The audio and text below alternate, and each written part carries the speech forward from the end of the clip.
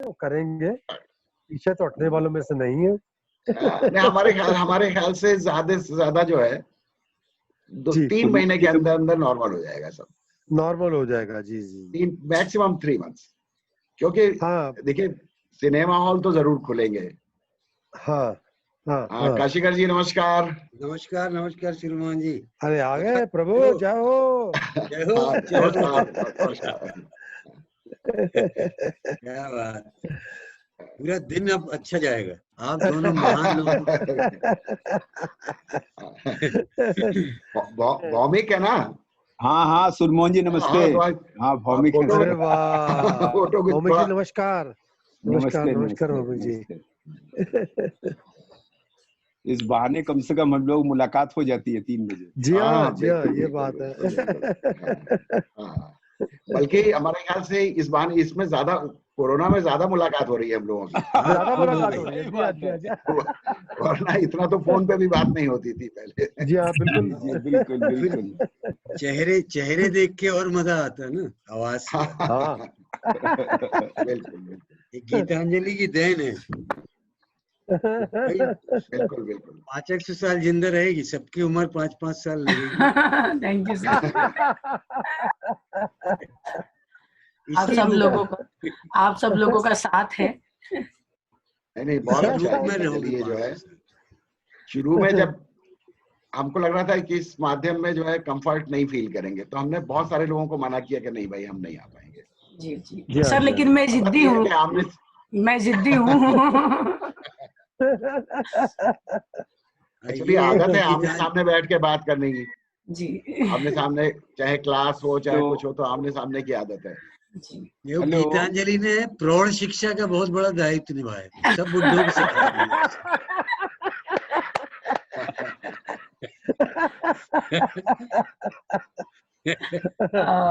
तो सर हम अपनी क्लास शुरू करते हैं। समय हो रहा है, तो मैं चलिए। व्यक्तिगत रूप से जयंती है आज। हाँ आज नहीं आए। कॉल करें क्या उनको? बंटी भाई है, आइए नहीं नमस्ते। आ जाएंगे। ठीक है। चलिए, तो आज हमारी क्लास में सूर्य मोहन सर है, जिन्हें मैं काफी समय से देखते और सुनते आ रही हूँ। रूबरू होने का मौका आज मिला है, तो मैं सबसे पहले सर का बहुत बहुत धन्यवाद करती हूँ, आभार करती हूँ, अभिनंदन करती हूँ कि सर ने हमारे साथ में आना और बात करना स्वीकार किया। हम लोग सर आपके आभारी हैं कि आपका साथ ले पा रहे हैं और आपको सुनने का सौभाग्य मिल रहा है हमें। तो इसके लिए मैं अपनी क्लास में आपको आमंत्रित करती हूँ और अब ये क्लास आपको हैंड ओवर करती हूँ। और आज का टॉपिक है नो योर ऑडियंस। आपके दर्शक कैसे, और उनके ऊपर जो एक हम अभी तक ख्याल से किसी ने नहीं बोला, ही एक नया टॉपिक है, तो मेरे ख्याल से आज हमें कुछ नया जानने को मिलेगा। वाह बहुत बढ़िया। Thank you Geetanjali. Thanks. Actually जैसे पहले भी और लोगों ने कहा है कि सब जो है साथ में काम करने वाले लोग बैठे हुए हैं, तो इसको क्लास नहीं, इसको शेयरिंग ऑफ थॉट्स कह सकते हैं कि हम लोग। और यंगस्टर्स, लेकिन फिर भी मैं कोशिश करूंगा कि थोड़ा यंगस्टर्स को भी एड्रेस कर सकें, जिससे कि उनके मन में जो सवाल उठते होंगे या जिस दिशा में उनको सोचना चाहिए उस तरफ थोड़ा प्रेरित कर सकें। तो मैं अपनी बातचीत को इस ढंग से ही करने की कोशिश करूंगा, मोस्टली एड्रेस टू यंगस्टर्स।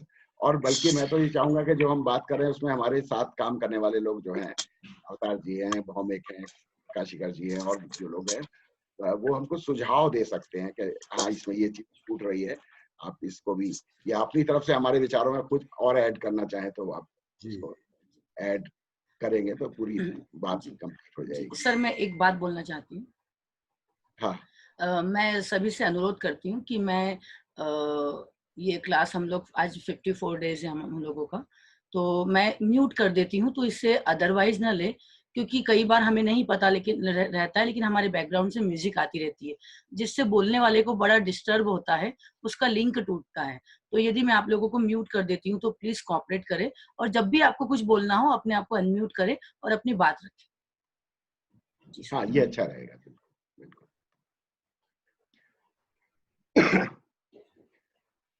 तो सबसे पहले तो इस बारे में बात करें कि ये सब्जेक्ट जो है, ये सब्जेक्ट क्या है, इसके बारे में कैसे विचार आया कि इसके बारे में बातचीत की जाए। एक्चुअली आजकल बैंक से और बहुत सारी जगहों से केवाईसी फॉर्म भरने के लिए आता है, नो योर कस्टमर, और नो योर कस्टमर का फॉर्म भरे बगैर आपका अकाउंट ऑपरेट नहीं होता है, अकाउंट आपका लॉक कर दिया जाता है जब तक आप केवाईसी फॉर्म नहीं भरेंगे। थिएटर में कस्टमर तो नहीं कहना चाहिए, उसके बारे में बाद में बात करेंगे, लेकिन फिर भी हमारा जो भी है वो दर्शक है। तो क्या इस बात की जरूरत नहीं है, हम एक्टिंग के बारे में बहुत बात करते हैं कि एक्टर को कैसे एक्ट करना चाहिए, उसकी बॉडी लैंग्वेज क्या होनी चाहिए, वॉइस का क्या होना चाहिए, लाइटिंग के बारे में बात करते हैं, डिजाइनिंग के बारे में बात करते हैं, और इसके साथ साथ हम ये भी कहते हैं कि दर्शक हमारे थिएटर का अभिन्न हिस्सा है।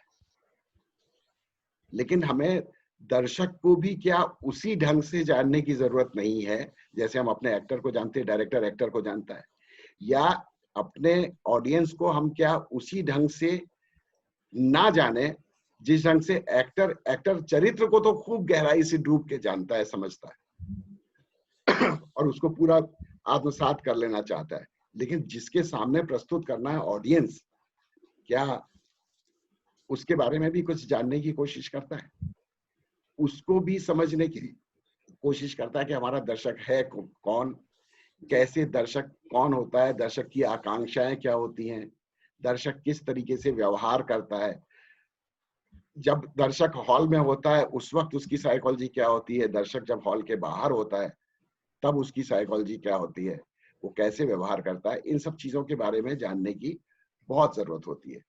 देखिए, जो कॉमर्शियल वो है, मान लीजिए टेलीविजन है, तो अपने प्रोग्राम्स की टीआरपी कराता है क्योंकि वहां सिर्फ कस्टमर है और बाकी कुछ नहीं है, तो ज्यादा लोग देख रहे हैं, बस इतना काफी है।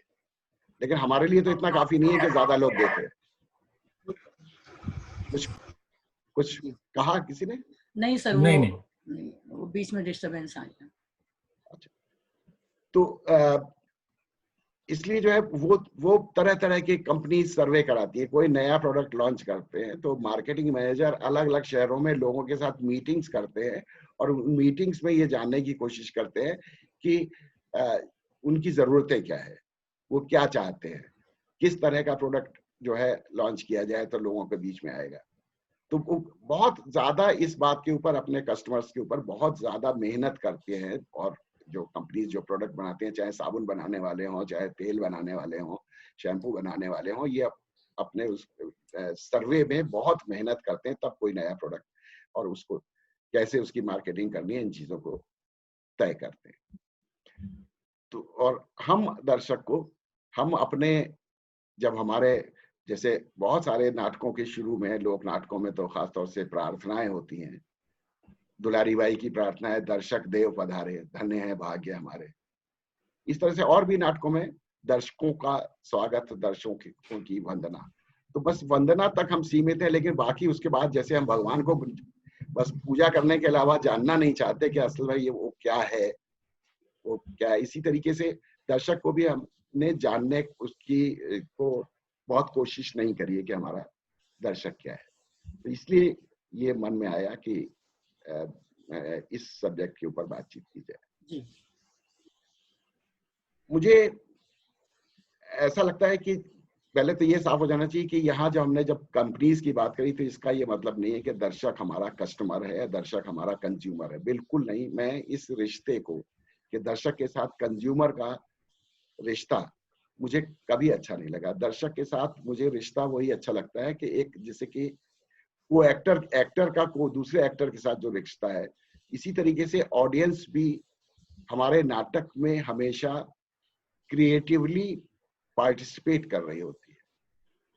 और देखिए, रंगमंच की ही ये खास बात है, टेलीविजन में खास बात नहीं है, कि वहां प्रोडक्ट तैयार हो जाता है फिल्म और टेलीविजन में, तब उसको बेचा जाता है जब प्रोडक्ट तैयार हो जाता है। थिएटर में दर्शक के सामने, दर्शक के पार्टिसिपेशन से हमारा नाटक एक प्रोसेस में क्रिएट हो रहा होता है, उसी वक्त क्रिएट हो रहा होता है। और हर बार जब दर्शक के सामने जितने शो करने हैं, हर बार उसको हमको रिक्रिएट करना पड़ेगा हर बार। तो वो जो क्रिएशन है और उस क्रिएशन में जो हमारा भागीदार है, और ये जो एक तरीके से जो नाटक की जो दूसरी खास बात है, ये है टू वे कम्युनिकेशन। कि दर्शक स्टेज से हम दर्शकों को सिर्फ नहीं देते हैं, दर्शक बहुत कुछ परफॉर्मर को दे रहा होता है। मतलब एक पार्टिसिपेटरी थिएटर अलग से जिसके बारे में बात की जाती है, जिसमें कि दर्शक सीधे सीधे इन्वॉल्व हो, अगर वो पार्टिसिपेटरी थिएटर ना भी हो तो भी बिल्कुल साफ है कि दर्शक अगर कुछ भी नहीं बोल रहा हॉल में बैठा हुआ है, तो भी उसकी सांसों की आवाज अलग अलग समय पे अलग अलग, अगर वो ठहाका लगा रहा है, ताली बजा रहा है, तो उससे तो ये टू वे कम्युनिकेशन हुआ ही। हमारा परफॉर्मर जो मंच पे है वो वहां के ठहाके से, वहां की ताली से प्रभावित होता है। लेकिन अगर दर्शक दम साध के बैठ जाता है, वहां से सांसों की आवाज तक आना बंद हो जाती है, वो भी कम्युनिकेट होता है हमारे परफॉर्मर को और उसके परफॉर्मेंस के ऊपर वो असर डालता है। तो इसलिए दर्शक को हम एक तरीके से कंज्यूमर की कैटेगरी में या अपने कस्टमर की कैटेगरी में नहीं रख सकते, बल्कि वो एक तरीके से हमारा सृजनशीलता में हमारा साथ का भागीदार बनता है। इसलिए और भी जरूरी हो जाता है अपने दर्शक को जानना। मैं जब प्ले डायरेक्ट करता हूं तो मोस्टली मैं उस वक्त बाकी एक्टर्स जो है अलग अलग पात्रों का रोल अभिनीत कर रहे होते हैं और मैं दर्शक का रोल अभिनीत कर रहा होता हूं। कि अगर मैं दर्शक के रूप में, कि यहाँ दर्शक बैठा हुआ है और मैं रिहर्सल जब देख रहा होता हूं तो मैं लगातार ये कोशिश करता हूं कि मैं दर्शक की तरह से बैठूं और मुझको वहां से क्या मिल रहा है और उसमें क्या छूट रहा है और कैसे मुझे और सशक्त मिल सकता है। जब मैं ये नाटक दर्शक के तौर पे देखूंगा तो अपने आप को दर्शक की तरह से रख के लगातार देखने की कोशिश करता हूँ। और एक चीज और भी, जो भी बहुत बड़े बड़े नाटक के जितने भी सिद्धांत बने हैं, अलग अलग जो बड़े सिद्धांत, शैलियां तो बहुत सारी हैं, अलग अलग शैलियां, बहुत सारी शैलियां एक ही सिद्धांत पर आधारित हैं, सिर्फ उनका फॉर्म अलग है। लेकिन जो बड़े बड़े सिद्धांत हैं वो उन सिद्धांतों के पीछे भी मेनली दर्शक को ध्यान में रखे हैं।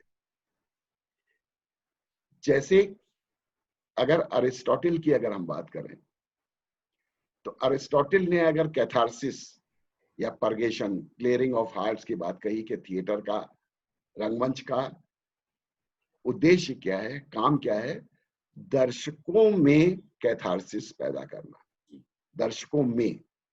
और फिर पूरा जो बहुत सारे फॉर्म्स जो आइडेंटिफिकेशन के ऊपर आधारित हैं कि जो हमारे दर्शक है वो विभिन्न पात्रों के साथ अपने आप को आइडेंटिफाई करे, एक साधारणीकरण हो, जिसको संस्कृत में साधारणीकरण कहा गया है, जो आइडेंटिफिकेशन है इसको। तो ये आइडेंटिफिकेशन और साधारणीकरण ये हो जिससे कि कैथारसिस हो सके। तो कैथारसिस के लिए क्या क्या जरूरी है? पर्पस हो गया दर्शकों में कैथारसिस पैदा करना। उस कैथारसिस करने के लिए हमारा एक्टिंग स्टाइल उस तरह का होगा, उसी तरह का हमारा पूरा कॉस्ट्यूम, सेट, सारी कुछ जो है वो उस दिशा में, यानी केंद्र में रहा कौन? दर्शक। तो जब दर्शक को केंद्र में रख के पूरा सिद्धांत, स्टेनिस्लॉवस्की भी जो रियलिज्म आया, बहुत बाद में रियलिज्म आया, वो रियलिज्म भी अरिस्टोटल के उसी सिद्धांत, जो कैथारसिस, दर्शकों में कैथारसिस पैदा करना और आइडेंटिफिकेशन, उसी आइडेंटिफिकेशन के ऊपर स्टेनिस्लॉवस्की का भी पूरा जो थ्योरी है वो भी उसी के ऊपर आधारित है। अब दूसरा आप ले लीजिए बर्तोल्ट ब्रेख्ट, उसकी थ्योरी पूरी डिफरेंट है, स्टेनिस्लॉवस्की से बहुत फर्क थ्योरी आई, एक्टिंग की, डिजाइनिंग की, सेट की, लाइटिंग की, हर चीज की, प्ले राइटिंग की, सब चीज में बिल्कुल डिफरेंस है। केंद्र में कौन था? दर्शक। मतलब ब्रेख्ट ने ये चाहा कि मैं नहीं चाहता कि मेरा दर्शक प्ले में डूब जाए, इमोशंस के साथ बह जाए, मैं नहीं चाहता। मैं चाहता हूं कि मेरा दर्शक लगातार अवेयर रहे, जागरूक रहे, और जब वो जागरूक रहेगा तो वो इमोशनली नहीं बल्कि लॉजिकली सोचेगा, और हमारे नाटक को जो समझेगा, हमारे घटनाओं को जो समझेगा, हमारी जो नाटक में समस्याएं हैं उनको समझेगा, तो उसके पीछे उसका एक लॉजिकल एनालिटिकल माइंड काम कर रहा होगा। और इस चीज को क्रिएट करने के लिए, इस चीज को दर्शकों में इस प्रभाव को कैसे क्रिएट किया जाए, ये चुनौती ब्रेख्त की रही। और इसी चुनौती को पूरा करने के लिए उसने नई एक्टिंग स्टाइल, एलिनिएशन की थ्योरी, एक्टिंग में भी, डिजाइनिंग में भी, स्क्रिप्ट लिखने का अलग तरीका, ये सब जो कुछ भी ब्रेख्त में जो कुछ भी डेवलप हो रहा है, ये सारा डेवलप हो रहा है किस वजह से? क्योंकि वो दर्शकों पर भिन्न प्रभाव चाहता है। और उस भिन्न प्रभाव को, तो देखिए केंद्र में तो दर्शक ही है।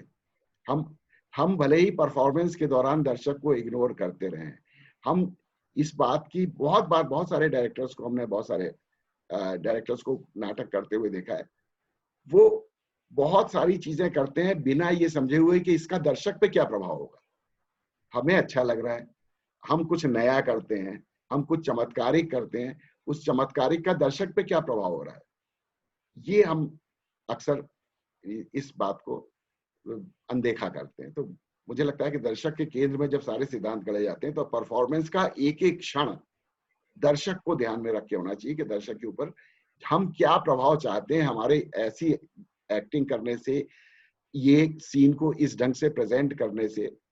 एक चीज जैसे मैंने बहुत बार इस तरह की गलती करते लोगों को देखा है, दर्शकों को ध्यान में रखते हुए, कि जैसे कि रियलिस्टिक प्ले हो रहा है, जहां इल्यूजन क्रिएट हो रहा है, अभी इल्यूजन के ऊपर हम लोग और बात करेंगे, लेकिन जहां इल्यूजन क्रिएट हो रहा है और जहां फोर्थ वॉल एक तरीके से एस्टेब्लिश की मान जाता है, दर्शक उस फोर्थ वॉल के अक्रॉस देख रहा है रियलिस्टिक प्ले में, यही आमतौर पे माना जाता है, या प्रोसीडिंग आर्च के थ्रू देख रहा है, और वहां से एक फ्रेम बनता है, उस फ्रेम के अंदर पूरी तस्वीर और पूरा वो इल्यूजन वहां से क्रिएट होता है। अब ऐसे इस स्टाइल के प्ले अगर आप करना चाहते हैं, कई लोग के अरे ऐसा करते हैं, उस नाटक में ऐसा हुआ था कि तुम दर्शकों के बीच में से एंट्री ले लेना। दर्शकों के बीच से एंट्री लेने से ये समझ होनी चाहिए कि दर्शकों के बीच से एंट्री लेने से इल्यूजन टूट जाएगा, दर्शक का इल्यूजन टूटेगा, वो फोर्थ वॉल गायब हो जाएगी, अब उसको फलानता हुआ एक्टर अंदर जा रहा है।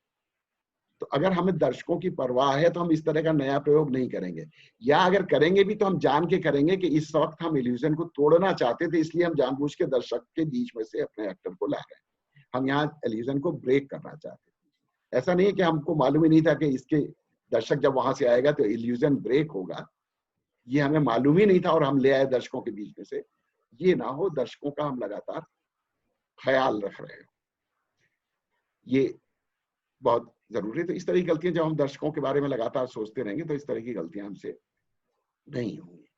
तो अब जैसे ब्रेख्त की हमने बात करी, तो ब्रेख्त भी जितनी चीजों को करता है जो उसका पर्पस अगर ये है कि दर्शकों में एक एलिनेशन पैदा हो और उनके अंदर लगातार जगता रहे, इमोशनली डूबे ना, इसलिए वो चाहता है कि लगातार ये एहसास बना रहे कि जो सामने आप देख रहे हैं वो नाटक हो रहा है। तो वो इल्यूजन नहीं क्रिएट करता बल्कि नाटक हो रहा है, इसका एहसास लगातार ऑडियंस में बनाए रखने की अगर वो कोशिश करता है तो उसकी पूरी डिजाइनिंग उस तरह से होगी, लाइटें दिखे, ऑडियंस को दिखे, जिससे उसको ये एहसास बना रहे कि जो कुछ सामने हो रहा है वो नाटक हो रहा है। अगर सेट भी बदला जाना है तो लोगों के सामने बदल दिया जाए। और भी बहुत सारी जो ब्रेख्त की डिवाइसेस है उसके बारे में अभी यहाँ चर्चा करने की शायद जरूरत नहीं है। जितनी भी डिवाइसेस ब्रेख्त इस्तेमाल करता है इस बात को बनाए रखने के लिए कि दर्शकों के अंदर लगातार वो अवेयरनेस बनी रहे, वो इन्वॉल्व ना होने पाए। मैं सिर्फ यही इस बात की तरफ खाली एम्फेसाइज करना चाहता था कि केंद्र में दर्शक ही। अगर हम इंडियन क्लासिकल थिएटर या Indian theatre, Indian folk theatre या नाट्यशास्त्र की तरफ अगर आए तो वहां पर भी केंद्र में दर्शक ही है। दर्शक वहां पर हम मतलब नाटक का उद्देश्य क्या है, अगर वो उद्देश्य क्या है, तो उद्देश्य, नाटक का उद्देश्य अभिनेता के लिए नहीं है, नाटक का उद्देश्य डिजाइनर्स के लिए नहीं है, नाटक का उद्देश्य दर्शक के लिए है कि दर्शकों में रस की निष्पत्ति। तो यहां भी देखिए, अब सारा का सारा पूरा डिजाइन, चाहे पूरा संगीत हो, चाहे वो आंगिक, वाचिक, सात्विक, आहार्य, जो भी अभिनय है, वो सारा कुछ इस दृष्टि से है कि दर्शक में कैसे रस की निष्पत्ति, और कैसे वो रस की निष्पत्ति के लिए क्या क्या जरूरी है, वो कैसे होगी। सारी प्रॉब्लम, केवल एक प्रॉब्लम है कि दर्शकों में रस की निष्पत्ति कैसे होगी, एकमात्र समस्या। सारा ताना बाना इस चीज के इर्द गिर्द बुना गया है। अब इसका ये मतलब नहीं है कि नाटक में कंटेंट नहीं होगा, नाटक में कहानी नहीं होगी, नाटक में विचार नहीं होंगे, लेकिन ये एसेंशियल एलिमेंट है कि दर्शकों में रस की निष्पत्ति, इसके बिना नाटक, मतलब रंगमंच नहीं होगा अगर ये रस की निष्पत्ति नहीं होगी। अगर विचार है, सब कुछ है, सब कुछ अगर होगा तो वो भाषण बन जाएगा। अगर रस की निष्पत्ति नहीं हो रही तो फिर वो रंगमंच नहीं होगा, बल्कि मंच से दिया हुआ एक भाषण बन जाएगा कि सिर्फ खाली विचारों को फेंका जा रहा है, एक आपको उपदेश दिया जा रहा है, आपको प्रवचन दिया जा रहा है। और जब रस की निष्पत्ति होगी तो वो उपदेश, वो प्रवचन उसके जैसे नहीं लगेंगे, वो आत्मसात दर्शक कर लेगा। तो यहाँ भी दर्शक ही केंद्र में है। तो इसलिए जब सारी चीजें दर्शकों को केंद्र में, हमारे शास्त्रों में, पश्चिम में, पूरब में, सब जगह इसको लेके मानी गई है, तो क्यों ना हम दर्शकों को अच्छे ढंग से स्टडी करने की कोशिश करें और दर्शकों के बारे में जितना मैक्सिमम हम जान सकते हैं उतना जानने की कोशिश करें। अब इसमें सबसे पहले तो हमको ये जानना चाहिए, ये समझने की कोशिश करनी चाहिए कि हमारा दर्शक आखिर नाटक देखने आता ही क्यों है। आखिर उसकी कौन सी भूख, कौन सी चीज यहां आने से पूरी होती है जिसकी वजह से वो नाटक देखने आता है। और इस चीज को समझने से ही हमारा स्क्रिप्ट सिलेक्शन से लेके बाकी सारा काम वहां से शुरू हुआ कि दर्शक नाटक देखने के लिए आता ही क्यों।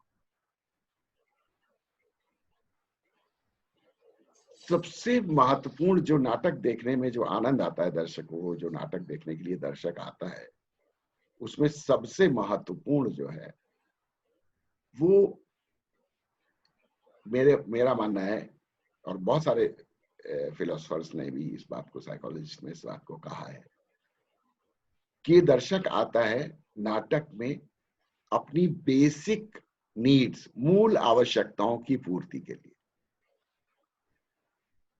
ये सुनने में बड़ा अजीब सा लगता है, क्योंकि हम लोगों ने हमेशा ये बात करी है कि मूल आवश्यकता है रोटी, कपड़ा, मकान। इससे किस आगे को हम मूल आवश्यकता में नहीं गिनते। लेकिन अगर लिस्ट बनाना शुरू करें तो मूल आवश्यकता में रोटी, कपड़ा, मकान तो मूल आवश्यकता है।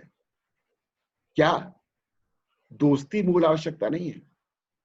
क्या शादी मूल आवश्यकता नहीं है? क्या सेक्स मूल आवश्यकता नहीं है? मतलब आप लिस्ट बनाना चाहें, सुंदर दिखना क्या मूल आवश्यकता नहीं है? यह आदमी के स्वभाव के हिसाब से जब आप लिस्ट बनाने बैठेंगे तो आपको लाखों जो बेसिक ड्राइव्स, जिसको हम बेसिक ड्राइव्स कहते हैं, बेसिक ड्राइव्स मूल आवश्यकताएं, यानी बेसिक ड्राइव्स वो जरूरतें और वो इच्छाएं जो आदमी को किसी भी कार्य करने की तरफ मजबूर करती है। अगर हम घर से बाहर निकल रहे हैं तो कोई ना कोई हमारी आवश्यकता है कि घर से बाहर निकलने से पहले हम कंघी कर रहे हैं, तो कोई तो आवश्यकता है जो हमसे कंघी करा रही है। तो एक्टिंग तो चूंकि इसी पे, जिसको मोटिवेशंस एक्टिंग में कहते हैं, तो मोटिवेशंस जो है वो पैदा कहाँ से होते हैं? वो बेसिकली मूल आवश्यकताओं से पैदा होते हैं। तो मूल आवश्यकताएं बहुत सारी, हजारों की संख्या में मूल आवश्यकताएं हैं जो आपके हर एक्शन को निर्धारित करती हैं कि आपको चूंकि इस चीज की जरूरत थी इसलिए आपने ये एक्शन किया। आप नाराज क्यों हुए, आप उठे क्यों, आप बैठे क्यों, आपने जो कुछ भी किया नाटक में, आप एक्टिंग जब करते हैं तो वो आपको मूल आवश्यकताएं आपके लिए मोटिवेशन का काम करती हैं कि आपकी मूल आवश्यकता ये थी कि अगर अभी हम बैठे बैठे हम बात कर रहे हैं और ऊपर से पंखा गिर जाए और हम ये किनारे से बचने की कोशिश करें, तो बचने की कोशिश करेंगे, मूल आवश्यकता थी कि मेरी जान को खतरा ना हो। इस मूल आवश्यकता ने मुझसे कोई एक्शन करा दिया। तो ये मूल आवश्यकता हमसे सारे एक्शंस कराती है। बड़े साइकोलॉजिस्ट ने, क्योंकि हजारों थी, इसलिए उसको समझने के लिए मूल आवश्यकताओं को 4 भागों में बांटा है। और वो 4 भाग जो है, 4 भागों में जो बांटा है, वो 4 भाग ये हैं। सबसे पहली आवश्यकता है need of A companion and response. अकेला नहीं रह सकता आदमी, उसकी ये मूल आवश्यकता है कि अकेला रहना उसको अच्छा नहीं लगता, उसको कोई ना कोई साथी चाहिए, दोस्त के रूप में, परिचित के रूप में, पड़ोसी के रूप में, प्रेमी के रूप में, भाई के रूप में, किसी भी रूप में उसको कोई चाहिए। वो अकेला नहीं रह सकता, कोई चाहिए जो रेस्पॉन्ड भी करे, कि अगर वो दुखी हो तो वो भी उसके साथ में, चाहे वो दुखी हो या ना हो, वो उसके हाथ रख ले, कम से कम पूछ ले क्या हो गया, क्या चिंता है। तो ऐसा कुछ चाहिए उसको कि कोई साथी की आवश्यकता भी मूल आवश्यकता एक है। दूसरी मूल आवश्यकता है रिकॉग्निशन। रिकॉग्निशन में बहुत सारी चीजें आ जाती हैं, चाहे अगर हम लोगों की तारीफ पाना चाहते हैं, क्लास में फर्स्ट आना चाहते हैं, थिएटर में बेस्ट एक्टिंग करना चाहते हैं, एनएसडी में एडमिशन पाना चाहते हैं, या एनएसडी के डायरेक्टर बनना चाहते हैं, ये सब जो है रिकॉग्निशन, ये सारी चीजें जो है वो रिकॉग्निशन, इसके पीछे क्या चीज छिपी हुई है, वो है रिकॉग्निशन। तो रिकॉग्निशन भी हमारी मूल आवश्यकता है। तो इसकी ये भी हमसे कोई भी काम कराने के लिए हमको प्रेरित करती है। और तीसरी मूल आवश्यकता है जिसको कहते हैं कि सिक्योरिटी। इस जो तीसरी मूल आवश्यकता है सिक्योरिटी, इसके अंदर आते हैं रोटी, कपड़ा और मकान, क्योंकि मतलब हमें सिक्योरिटी, अपनी बॉडी और अपने पर्सन की सिक्योरिटी चाहिए कि हम रहें और हम सुरक्षित रहें। तो ये बहुत जरूरी है। तो हम ये सुरक्षित रहना चाहते हैं, तो इसलिए जो है सिक्योरिटी की बहुत आवश्यकता है कि हमें चोट ना लग जाए, हम जल ना जाएं, हम कहीं से गिर ना पड़े, हमको शेर ना खा ले, हमको सांप ना काट ले। ये सब हमारी सिक्योरिटी, हमें खाना मिलता रहे, हमें पानी मिल जाए जिससे कि, तो ये सब सिक्योरिटी की आवश्यकताओं के अंदर, बहुत सारी आवश्यकताएं जो सिक्योरिटी के अंतर्गत आ जाती हैं। और चौथी आवश्यकता जो है वो है एडवेंचर। एडवेंचर का मतलब जो to keep security at risk. Security हमारी मूल आवश्यकता है, लेकिन हमारी भी ये भी आवश्यकता है कि कभी कभी सिक्योरिटी को खतरे में डाल दिया जाए, माउंटेनियरिंग कर ली जाए, कभी कभी स्कूबा डाइविंग कर ली जाए, कभी कभी तैरना नहीं आता फिर भी जरा तैर के देखें, शिकार के लिए चला जाए, जंगल से निकले, जंगल में जाए। तो ये हमारी जो है ये भी जो एडवेंचर है, ये भी हमारी मूल आवश्यकता है। तो ये जो चारों इंसान की मूल आवश्यकताएं हैं, ये दर्शक जब नाटक देखने आता है तो कहीं ना कहीं उसकी ये चारों मूल आवश्यकताएं पूरी हो रही होती हैं, जो जिंदगी में शायद उतनी उस ढंग से पूरी नहीं हो सकती उसकी मूल आवश्यकताएं, जितनी कि नाटक देखने आने पर उसकी ये मूल आवश्यकताएं पूरी हो रही होती है। और बिना खर्च के या बहुत थोड़े से अगर टिकट लगा हुआ है तो टिकट के खर्च पे उसकी पता नहीं कितनी बड़ी बड़ी मूल आवश्यकताएं पूरी हो रहती हैं। ये है मुख्य कारण जो दर्शक आता है नाटक देखने के लिए, मेरे विचार से। और ये बहुत ही आप सोचिए कैसे पूरी होती है। अगर नीड ऑफ कंपेनियनशिप है, साथी की जरूरत है, कई तरीके से पूरी होती है। एक तो यह है कि नाटक देखने आते हैं अक्सर लोग अकेले नहीं आते, साथ में किसी के आते हैं। फिर अगर साथ में भी आए या अकेले भी आए, वहां बहुत सारे लोग जानने वाले मिल जाते हैं, तो उसकी साथी की आवश्यकता वहां पूरी हो रही है। उसके बाद जब नाटक शुरू हो जाता है और जब आप एक दूसरे से बात करना बंद कर देते हैं, तब उसके बाद जो है वो जो नाटक के चरित्र होते हैं वो आपके साथी बन जाते हैं। और ऐसे ऐसे साथी आपके बन जाते हैं जिंदगी में, जो आपने कल्पना नहीं करी होगी कि एक राजा मेरा साथी होगा, एक आर्मी जनरल मेरा, अकबर पुराने जमाने से निकल के मेरा साथी बन के सामने बैठ जाता है। तो कौन सा ना समय की कोई सीमा रहती है, ना स्टेटस की सीमा रहती है, ना स्थान की सीमा रहती है, हमारे साथी। तो ये जो हमारे कंपेनियनशिप की जो नीड है, ये नीड नाटक से दर्शक की पूरी हो रही होती है। इसके बाद जो दूसरा रिकॉग्निशन, ये जो इल्यूजन और आइडेंटिफिकेशन है नाटक में, ये आइडेंटिफिकेशन आप जो पात्र के साथ जब दर्शक आइडेंटिफाई करता है, तो अपनी जिंदगी में शायद वो कभी प्रधानमंत्री क्लास में कभी फर्स्ट नहीं आया, लेकिन सीन में फर्स्ट आ रहा है, उसने कैरेक्टर के साथ आइडेंटिफाई किया हुआ है, उसको वो प्लेजर मिलता है जैसे कि मैं जिंदगी में फर्स्ट आ गया। अगर वो बहुत बढ़िया कपड़े पहन के निकलता है और उसके साथ दर्शक आइडेंटिफाई कर रहा होता है, उसकी लोग तारीफ करते हैं, उसको लगता है जैसे ये कपड़े मैंने ही पहन रखे। तो इस तरीके से आइडेंटिफिकेशन से बहुत सारा उसका आनंद, जो ये वाली जो नीड है कि जो एक रिकॉग्निशन वाली नीड, वो बहुत तरीके से नाटक देखने से पूरी होती है। चाहे स्टेटस की बात हो, चाहे अच्छा उसका, हम कभी हवाई जहाज में अगर नहीं बैठे हैं लेकिन वो घूम रहा है तो हमको लगता है हम भी हवाई जहाज में बैठ के घूम रहे हैं, तो हम हवाई जहाज का भी आनंद उसमें ले लेते हैं। चाहे नाटक हो चाहे फिल्म हो, नाटक में भी अगर वो चाहे जैसे अपनी कल्पना से दृश्य क्रिएट कर रहे हो, लेकिन वो आनंद हम ले सकते हैं। तो ये रिकॉग्निशन, आप हमारे ख्याल से सहमत होंगे कि रिकॉग्निशन भी जो एक बेसिक नीड है इंसान की, वो नीड भी यहाँ पर नाटक में पूरी हो रही होती है। अब सिक्योरिटी और एडवेंचर जो एक दूसरे के अपोजिट हैं, वो नाटक में एक साथ पूरे हो रहे होते हैं। हम कभी युद्ध में नहीं गए, लेकिन हमारा जो पात्र है वो पिस्तौल लेके युद्ध करने के लिए जा रहा है, और दूसरे आदमी ने पिस्तौल चलाई और मेरे पात्र को गोली लगी। तो हमने एडवेंचर भी कर, मतलब वो उसका ये जो उसका जो अनुभव है, वो भी अनुभव आइडेंटिफिकेशन के साथ ये एडवेंचर अनुभव कर लिया, लेकिन मुझे ये मालूम है कि होना कुछ नहीं है, किसी को गोली नहीं लगती।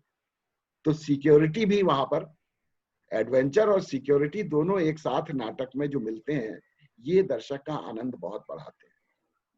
कि अगर सामने वाला पात्र भूख से मर रहा है तो दर्शक को ये मालूम है, आइडेंटिफिकेशन उसके साथ हो भी जाए, जितनी एम्पैथी हो जाए, कुछ भी हो जाए, लेकिन उसको ये मालूम है कि मैं भूख से नहीं मर रहा। तो वहां सिक्योरिटी भी कहीं ना कहीं उसके साथ जुड़ी होती है। तो ये उसकी जो मूल आवश्यकताएं हैं, ये नाटक से कहीं ना कहीं पूरी हो रही होती है। लेकिन सिर्फ मूल आवश्यकताएं ही पूरी हो रही नहीं हो रही होती, और भी बहुत सारी चीजें। दर्शक को वैचारिक चुनौतियां भी बहुत पसंद होती है। उसको दिमाग में, जैसे कि कोई दिमाग में मंथन चलता है, कोई चीज आप एनालाइज कर रहे होते हैं, कोई चीज आप सोच रहे होते हैं, नया विचार आ रहा होता है, ये सही है कि गलत है, इसका क्या प्रभाव पड़ेगा इस विचार का, इस विचार से दुनिया के ऊपर क्या असर होने वाला है। इस तरह का एक वैचारिक जो अंदर जो द्वंद्व चलता रहता है, उस द्वंद्व से भी दर्शक गुजरना चाहता है। वो एक जिसको कहते हैं, जिसको कहना चाहिए कि वैचारिक में एक इंटेलेक्चुअल अर्ज भी होती है चीजों को समझने की, जानने की। इसलिए आप देखिए कि बहुत सारे ऐसे नाटक जो कि बहुत लगता है कि बहुत सब कुछ आसानी से दे रहे हैं, उसमें जो बेसिक नीड्स है सब पूरी हो रहा है, मनोरंजन, पूरा मनोरंजन, फिर भी दर्शकों को मजा नहीं आता। इसलिए क्योंकि उनकी जो इंटेलेक्चुअल नीड है, एक जो इंटेलेक्चुअल भूख है, विचारों की भूख है, वो शांत नहीं हो रही होती, और वो दर्शक जो है वो वहां पर संतुष्ट होकर, हाँ ठीक था, अच्छा था, लेकिन उसको लगता है ये तो बच्चों जैसा था, बच्चों के लिए था, हमें कोई खुराक नहीं मिली। तो उसकी इंटेलेक्चुअल और आर्टिस्टिक भूख भी, के वे ऑफ प्रेजेंटेशन कैसा था, कला की भी एक भूख होती है। अक्सर हम, जैसे सफदर हाशमी से मेरी बहुत बात होती थी। सफदर हाशमी ने जब हम लोगों ने एक नाटक किया था 1985 में, रामलीला, वो कमानी में जब उसका शो हो रहा था तो सफदर हाशमी ने ये बात कही थी कि ये नाटक तुम यहाँ कर रहे हो कमानी में, लेकिन जिन दर्शकों तक ये नाटक पहुंचना चाहिए वो दर्शक यहाँ कमानी में नहीं आएंगे, और बहुत जरूरी नाटक है, इस नाटक को लोगों तक पहुंचाओ। संगीत नाटक एकेडमी का जो यंग डायरेक्टर्स स्कीम थी उसके तहत ये नाटक पहले जोनल फेस्टिवल में हुआ था चंडीगढ़ में, उसके बाद नेशनल फेस्टिवल में सेलेक्ट होकर दिल्ली में गया था, तो कमानी में वहां सफदर से ही बात हुई थी, और फिर इसने बहुत सारे शोज कराए थे। तब उसके बाद चर्चा होती रही उसके नुक्कड़ नाटकों की, और उन चीजों की चर्चा जब होती थी तो मैं हमेशा उससे ही कहता था कि जो नुक्कड़ नाटक है ये भाषण प्रचार है, और मतलब यानी विचार के लिए तो तुम्हारे नाटक देखे और कलात्मक आनंद के लिए वो घटिया फिल्में देखे, तो अल्टीमेटली उसके ऊपर जो नाटक जो प्रभाव डाल रहे होंगे विचार का, वो विचार भी धुल जाता है। तो इसलिए नुक्कड़ नाटकों में भी एक एस्थेटिक्स डेवलप होनी चाहिए, क्योंकि लोगों में एक एस्थेटिक कलात्मक भूख भी होती है, और कलात्मक का मतलब जो एक विशेष कला का एक डिसिप्लिन होता है, उसका एक सौंदर्य होता है। तो हमने कहा कि तुम्हारे नाटकों में सौंदर्य, उसका नया सौंदर्य, उसका जो नुक्कड़ नाटकों का सौंदर्य शास्त्र वही नहीं होगा जो प्रोसिनियम थिएटर का है, लेकिन उसका अपना कोई ना कोई सौंदर्य शास्त्र विकसित होना चाहिए, वरना ये नाटक ये आगे चल नहीं पाएगा। और हम लोगों ने कोशिश भी करी कि नुक्कड़ नाटकों का सौंदर्य शास्त्र विकसित हो, लेकिन वो बात उसके बाद सफदर की डेथ हो गई, बहुत ज्यादा काम आगे नहीं चल पाया। एक पर्दाफाश नाटक जरूर हम लोगों ने किया, चौराहा 89 जो सब फेस्टिवल किया गया था उसमें भी उसको मंचित किया, तो उस तरफ भी हम लोग काम कर रहे थे। तो मेरा कहने का मतलब है कि दर्शकों की भूख जो है, जहाँ बेसिक नीड्स पूरी हो रही, वहीं उसको वैचारिक भूख भी है और कलात्मक भूख भी है, उसके लिए वो नाटक देखने के लिए आता है। और अमेरिका की एक बड़े एक्टर हुए हैं 19वीं शताब्दी थिएटर के, जॉर्ज एम कोहन, वो प्रोड्यूसर भी थे, एक्टर भी थे, डायरेक्टर भी थे। उन्होंने ये कहा था कि दर्शक जो है नाटक देखने के लिए सिर्फ 3 वजहों से आता है। उनको लगता था कि दर्शक या तो हंसने के लिए आता है, हंसने के लिए, रोने के लिए, to laugh, to cry and to be thrilled.